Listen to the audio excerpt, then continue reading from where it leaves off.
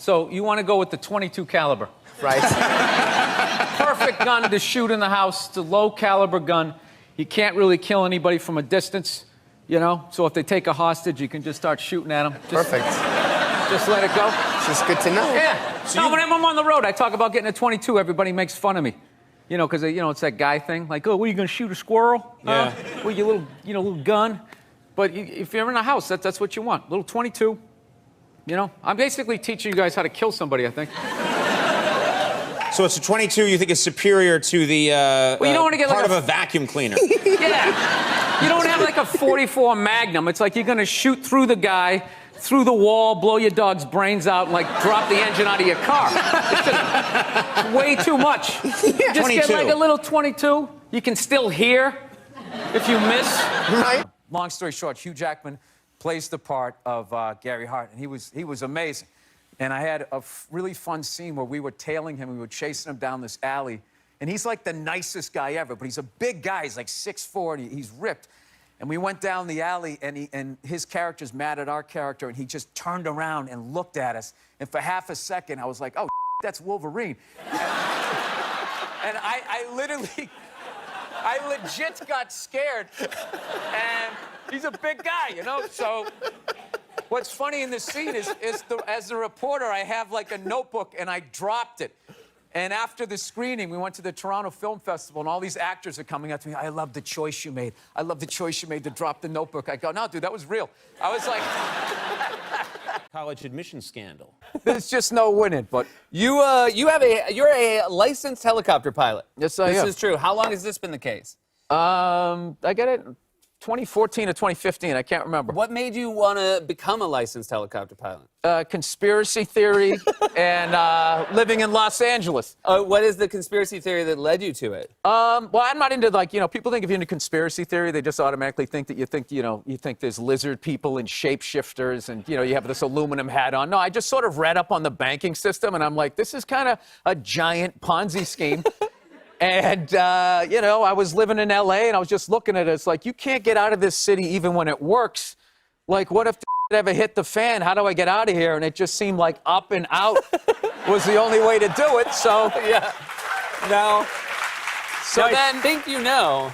Yeah, but then I always watched Magnum P.I., and I always liked TC, and he flew that Huey 500, which I thought was cool. And so then, and I'm also sort of a closet gearhead where I don't know a lot of stuff, but I watch videos of people repairing engines, and I just really got into it. Next thing you know, I'm flying around in those things. I guess my question would be, though, based on your escape plan, do you have your own helicopter? No, there's a lot of holes in it. This is not enough for your family. You said you're a sports fan. Were you excited about that? Were you rooting for the Cubs? I flipped like 10 times because I love Cleveland. I also love Chicago. And the 30 for 30 on Steve Bartman kind of soured me on Cubs fans because they really had that whole Mr. Smith goes to Washington sort of like, you know, heroes like, yeah, wait, let's play two. And, you know, we win some, we lose some. And then you just see what they did to that kid. It's like, oh, these are the You're same. talking about the kid that tried to catch the ball. With 12 other people that for some reason didn't get in trouble. They all picked this guy because it landed on him. And I just looked at him like, you guys are these are the same pieces of who vote for the Red Sox, root for the Yankees. You're all the same people. So I was like, I'll root for the Indians. Then they went up 3-1. And all of a sudden, Indian fans started talking trash, saying how they were going to be a dynasty or something like that. They were title town. And I was like, to hell with Cleveland. I'm just like a contrarian. Yeah, I'm getting that sense very much. Like, it's enjoyable. You need to be medicated. Like, is no, what you it's need enjoyable to be out here when Hillary loses, right? Like, I wouldn't want to be in Kentucky when Hillary loses and everybody's skipping around. That's boring, you know? The whole thing is just like about annoying people. Like when people tweet, it's very easy to piss off one side. The art is you got to try to get everybody. So you tweet stuff like, Trump is such a dope, he's actually going to make me vote for a woman, right? And then you just sit back. Intentionally. And you just watch him. You're like, that's what I wanted. That's what I wanted. You got everyone yelling at you. Cereal out of a box. Well, what are you eating cereal for? You know, they've had a hard day at work, and that's all they need. So basically what happened was a lot of empty seats where I was up because StubHub was gouging people so bad, people just stayed home. So there was all these empty seats behind us. Really? So Wow. my buddy was taking his beer, empty beer cans, was sticking them there, and this guy, I don't know, he had a problem with it. And rather than just being, hey, do you mind, my wife and kid got to get by, can you just blah, blah, blah, blah, he just immediately went to, hey, was there something wrong with the bottom of your chair? And then it escalated, and then I pulled the ladies line, which usually diffuses it. I was like, ladies, come on, what are we doing? We're at the game here, right? And I go to shake his hand, he doesn't shake my hand like an So now, all my Boston anger comes up, and I'm just talking loudly about West Coast fans, forgetting that I'm a bald 50-year-old man that's going to get thrown off the upper deck. And finally, after an inning and a half, I'm at the World Series, and I'm mad at this idiot behind me. What do I care? Okay, what do I care about this guy? You know, he's not going to hurt us. There's 4 of us. You know, he was like 80 pounds overweight, so what's he gonna fall on us? Like, that's the best thing he's gonna do. So I went down to get a beer. When I came back, he was mean-mugging me the whole way up. Oh, really? He's with his wife and kid. He's sitting there, you know, looking like he just got out of Denny's, and he's looking at me like he's gonna do something. So my eyes are starting to go, but I refuse to get glasses. So I'm sitting there, like, as I'm walking up, I'm like, is this guy looking at me? So, you know, when you have old eyes, you got to look away and then look back to make sure, right? So I did that. Now he thinks I'm soft. Like, oh, I got him. He blinked, right? So something happened on the walk up to him. I was just like, I'm not doing this anymore. I was just like, dude, come on, man. I got to respect the Dodgers. I love you guys. I'm sorry we put that thing. Can we just crush, you know, squash this, right? So I go to do the fist bump, and he's so immature, like emotionally, that when he went to do the fist bump, he didn't even move his hand up. He just had it in his lap, and he just kind of went like this. You know, you're like when a toddler goes to wave for the first time, they don't lift their arm up, they just imitate you like that. Like, he did that, and I did the fist bump, and then we were fine. So I think I figured something out. What? Because there's an overlap with Irish guys and Mexican dudes as far as, like, a disconnect. Like, you have, like, this anger, and, like, I think... Like, when you meet a 40-year-old Mexican dude, you got to do the math. That's like meeting a 60-year-old Irish guy in therapy years. Like, they're even more hardcore. Dude, they'll literally stand there, face 10 people with flamethrowers and not even flinch. Be like, what? I'm not backing down. So you have to give them, you got to give them the out. So I gave him the out, and then I squashed it. And then even my buddy, the English Boston guy next to me, afterwards, he walked out. He was just like, dude, how did you do that? How did you do that? It's just like, well, you know, I've been married for 5 years, losing fights all the time. So I've just learned. Sienna, congratulations on the baby. You just had the baby, right? Yeah, little Friday morning. Friday morning. I did. My wife did. I didn't do anything. I felt unbelievably useless. I was in total panic mode. When I dropped her off at the emergency room, she goes, all right, you got to go park the car down in the spot, and I swear to God, I was in such fight or flight. I was driving down there, this voice in my head just said, just keep going. Just keep going, just drive away. Which of course I wouldn't, but I started laughing. Isn't there like a Bruce Springsteen song about that? Going out to get cigarettes, and there's something hilarious about people abandoning their family, where, like, I just can't imagine, like, the hell that you would be in to do that move. But just knowing you were gonna do it, like, the level of excitement that you would have before, like, okay, I'm gonna go get some cigarettes. And I'm never gonna see you people again, your mother-in-law. All of this stuff is over. Immigration site to move to Canada crashed. Do you think people are going to really move to Canada? Do you think I hope so. I hope so. You want Yeah, people there's to move too many people here. The rent's too high and all that. Just thin it out. Give us a little negotiating thing. And then what's going to be funny up there, it's not going to be Michael Moore's Canada. What he said, oh, you keep your doors unlocked and everybody's drinking syrup and it's, yeah. He didn't say everyone's drinking syrup. I'm quite Talk to certain. anybody of color that tried to make it playing hockey up there. Listen to the stories they had. You'd be like, were you in Alabama? No, it was in Manitoba. Do you think the debates had any impact at all? We had to watch so many debates. Do you think it had any impact on the election?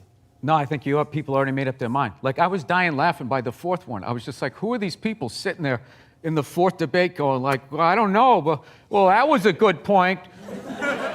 But then again, there is that. It's like you knew who you were voting for. You knew from day one. So. Right. What about the angle? There was a lot coming from the Hillary Clinton camp that Trump is bad for children. and they had a lot of ads that said, you know, children are watching this guy. Oh, we all know talk. that children 5 and 6 years old are always tuning into the debates, taking notes. That's what I did when I was a kid. I'll never forget that. I remember Watergate like it was unbelievable. I was sitting there, I was like 3 years old, just taking it in. Yeah, I was just like, wow, this guy's going to get impeached. This is the most amazing thing that's happened in my 3-year-old life. So as a child, you were not that interested in politics, and you don't think children are in general? I don't. I know there's so much stuff that's going on. It's a really weird time. I just hope people stop yelling at each other, and there's a bunch of just crazy stuff out there. I'm a loner, man. I don't like people. So... Yeah, you're not lying. I don't. Yeah, I know. This Fifth Avenue during Christmas time, the thoughts that go through my head. I just want to chop that tree down and watch it land on people as I walk over their head. No! I do. That was the Sorry. holiday season. I know. No. You knew I wasn't going to stick to that. I know. I was trying to be happy. We tried. We tried. Oh, you played drums. Oh, that was fun, wasn't it? It went right in the tank. Yeah. Right in the tank. I got to trash people or it doesn't work. Doesn't feel. Is it hard playing yourself as an actor? No. That's what I've been doing my entire limited acting career. Like, real actors are like Anthony Hopkins, where he played that serial killer in Silence of the Lambs. Hannibal Lecter, yeah. Yeah, and then, like, the next move, that should have ended his career. Like, he should never have been able to see him as anybody else. And then the next movie, he played, like, John Quincy Adams, and he was literally John Quincy Adams. My buddy saw this thing one time. John Travolta was talking about, like, just the walks. He's like, Vinnie Barbarino walked this way, Vincent Vega walked this way, like you know, whatever. The guy from Get Shorty walks this way. And I just remember hearing that, going like, dude, all my characters walk like me. They all have a Boston accent. They all look like, I'm trying to be believable. Yeah, as yourself. Yeah, it's basically the least amount of work you could possibly do as a performer. About parenting in the 70s, and that's, you know, that was when I was parented like you. What do you think of parents now? How do you compare them to parents in the 70s? Oh, it's just completely, the kids have so much power. It's like ridiculous. Like half of these kids, I'm like, I look and I just have what happened to me. And I'm like looking at a kid and be like, this kid's about ready to get punted across the grocery store. And it just never happens. Right. They just don't get hit. And I think it's hurting this country. You're mad. Wait a minute. Wait a minute. No, like, let's get this. You're mad that children are not being hit. This should be the threat of it. Half of it was just that, look, it was just your dad was acting like he was going to do it. He never did it, but your mother did. And because she was a woman, it was like, okay. Because it was like, hey, you let a girl beat you up, you kind of felt emasculated. Yeah. What's going on here? Did you buy Alexa? No, I don't know why people would voluntarily bug your own house. Like, do you think you're the only one listening in on that? You never saw Weird Science, how creepy these nerds are? All these cameras on your phone, all of that. Do people go on Ancestry.com? Why would you send your saliva into the internet? Why would you do that? Why don't you just go to the Illuminati and help them build your robot replacement? They're already... Yeah. I don't understand it. Look, I get if you're like African American, they made them change their names. You don't know where you're from. But if you're white, it's the most arrogant thing ever. Like, you know what you are, basically, don't you? Like, how full of yourself are you? Like, I just have to figure out this recipe because I am a hoot. 2% Portuguese. I knew I liked peppers too much. So far, in your opinion, about being a dad? I actually like going to the park with my daughter, pushing her on the swing and all that. And then also, at her first birthday party, I realized how lucky I was to have a girl because they just sort of chill out and take things in. And I saw the little boys, they're like maniacs. They're like throwing stuff, ripping. Like literally watching my daughter, she just kind of waves hi at everybody, and the boys would come up, just rip toys out of her hands. It was like breaking my heart because she's so innocent. She hasn't met an asshole yet. So like, it's sort of like this, oh, what was that vibe? And then the boys, they're climbing on, they're throwing rocks down on the car. It was like Braveheart. Every time I told them, it's like, you guys, you got to stop doing this. And then also, you can't tell other people's kids not to do stuff. Right. So you got to kind of like be loudly like, hey, he's climbing up on the utility pole, and kind of hope that somebody does something. Where back in the day, you could yell at people's kids. And I think that that needs to come back, and that's what's holding back this country. Yeah. Yell at other people's kids. No, it's good. At some point, you got to be, hey, get off. Hey, I said don't do that. And then you got to be like, hey, look, you little shit. You know, that's my car. Yeah. Stop throwing rocks on it. Yeah, yeah. Before I throw you over the wall. You're not going to do it, but you scare them a little bit. It's tough times No, right now. as a comedian, yeah, it's like the walls. It's like you're in this walk-in closet of what can be funny. And meanwhile, there's like a swirl of trash with every toothbrush he ever used spinning around the Pacific Ocean. Nobody cares. God forbid you tease the Navy a little bit, and people have like a conniption. Well, what did you say about the military that got people so mad? Or this one guy so mad? I was just saying, like, yeah, the guy who flies the fighter jet, okay, and has missiles shot at him, that guy's a hero. However, if you're the guy that, like, points in the direction that the plane takes off in, you know what I mean?